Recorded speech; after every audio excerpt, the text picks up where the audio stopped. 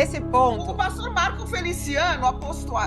Silas Malafaia volta a falar mal de Marco Feliciano. Isso aconteceu durante uma entrevista para o canal UOL.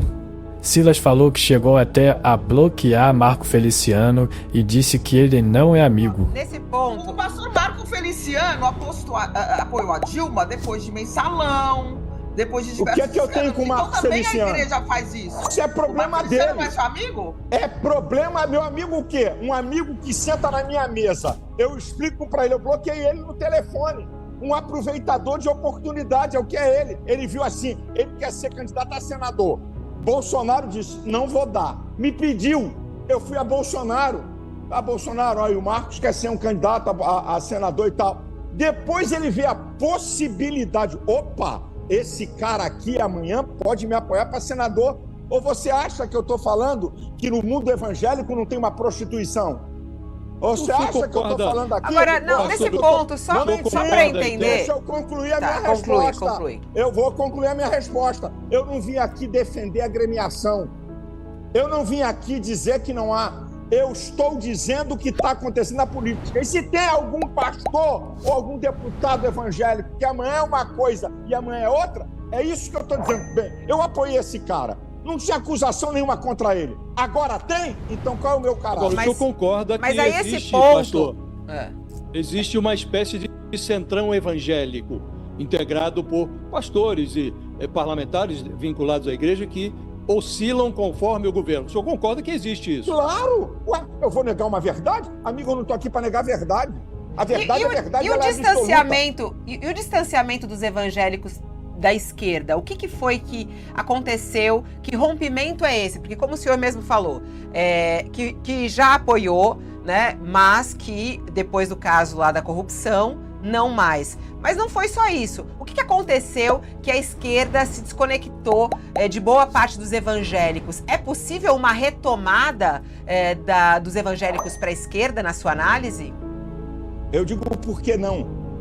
Porque quando Lula vem em alto e bom som diz aquilo que historicamente combatemos, costumes, família e pátria. Ele disse no Foro de São Paulo do ano passado, não foi há 20 anos atrás, não.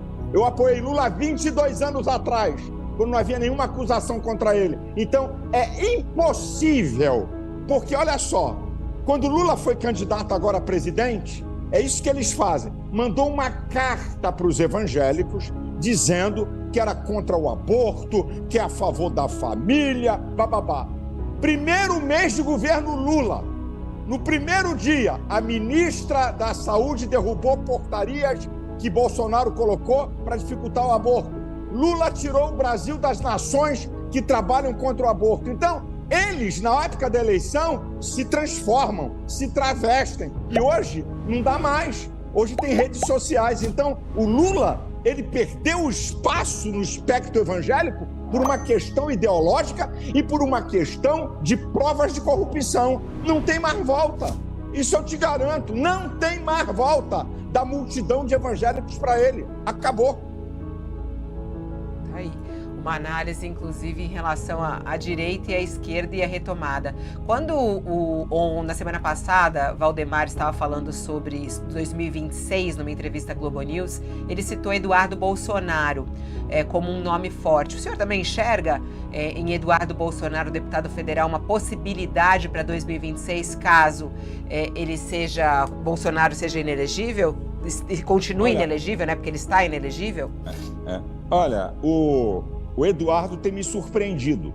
Ele tem amadurecido, tem tido boas posições. Ele fez uma análise agora da eleição americana sensacional, que eu não vi ninguém fazer, sabe? Mostrando os dois lados e o que está acontecendo na América, que a gente não tem o domínio da informação. Ele vai amadurecendo no processo. Eu não vou dizer, ninguém é descartável, na minha opinião, desde que tenha uma história na direita. Essa que é a questão. Então, o Eduardo, para mim, é os filhos de Bolsonaro que mais se desponta, sabe, com posições, com postura, na minha opinião, na minha visão.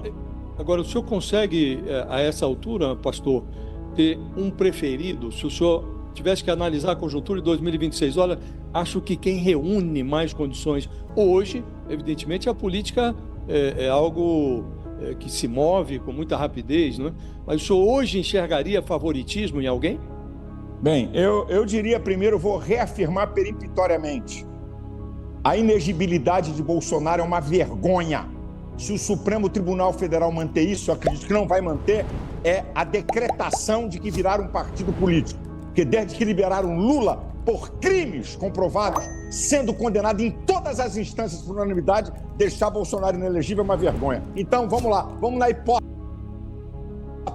que para mim, eu não trabalho com essa hipótese, eu trabalho com a questão de que acredito que o Supremo vai liberar ele, mas, já que você está perguntando de uma hipótese, para mim, o cara mais preparado é o governador de São Paulo. Se você quer uma hipótese, para mim, eu acho ele o mais preparado para ocupar. Nesse esse ponto, lugar. né? Qual é a diferença que o senhor faz entre Tarcísio e Bolsonaro? Quando a gente pega esses dois líderes da direita, quais são as características que os diferenciam na sua análise? Bem, eu diferencio o seguinte. Primeiro, eu aprendi uma coisa sobre o que significa ser indivíduo. Indivíduo é a qualidade de ser único, insubstituível, incomparável, inconfundível. Só tem você no planeta Terra. Pode ter alguém parecido, igual a você, ninguém. Isso é uma das coisas mais fenomenais, que é a individualidade. E a individualidade carrega características próprias. Então, por exemplo, Bolsonaro é mais aguerrido, sabe? Para falar, para tomar posições. Ele é mais aguerrido, ele é mais combativo nessa questão. Já o Tarcísio é um cara mais moderado, tá? É estilo da pessoa. Você não pode exigir todo mundo igual. Então, esse é um estilo do Tarcísio. É a mesma coisa que você vê Lula e Haddad. São estilos diferentes, são jeitos diferentes. Então, eu vejo isso. Mas que ambos, tanto o Tarcísio quanto o Bolsonaro, têm um ideal. Tanto é que se Bolsonaro for elegível, e acho que vai ser, Tarcísio vai entrar de cabeça na campanha de Bolsonaro. Ele não está fazendo uma disputa de decisão. O Tarcísio não está como sendo, olha, eu vou entrar nessa disputa, como entrou, como já disse o governador de Goiás. O Tarcísio não. O Tarcísio diz, eu sou Bolsonaro. E nem ele, quando você conversa particularmente com ele, como eu converso, né, falando de propositalidade, ele pastor, a minha cabeça é ajudar a eleger Bolsonaro e me reeleger governador de São Paulo. Essa é a minha cabeça. Então, eu vejo, se o Tarcísio mostrasse, eu fiz um questionamento na Folha, inclusive, tá? Quando eu comecei a ver o Tarcísio falando com o ministro, eu fiz um questionamento para ele, pela imprensa, não é só o Bolsonaro. O que é essa proximidade com o ministro? É para quê?